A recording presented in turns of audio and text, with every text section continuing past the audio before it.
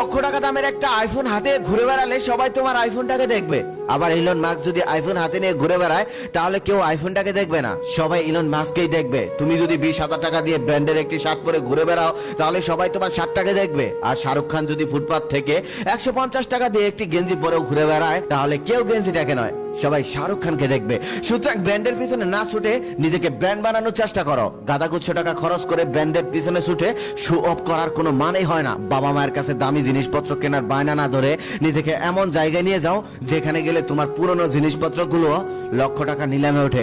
দেখোনি মেসি যখন বার্সেলোনা ছেড়ে যায় তখন তার কান্না ভেজা টিস্যুটাও $1 মিলিয়ন বিক্রি হয়েছিল, যা বাংলাদেশি টাকায় 8,40,00,000 টাকার উপরে।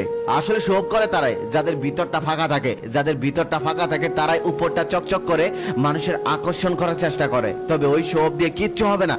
দেখবা সকল মুড সুইং ঠিক হয়ে গেছে। একবার সবল হয়ে দেখো না, দেখবা বাবা মায়ের সাথে সম্পর্ক ঠিক হয়ে গেছে।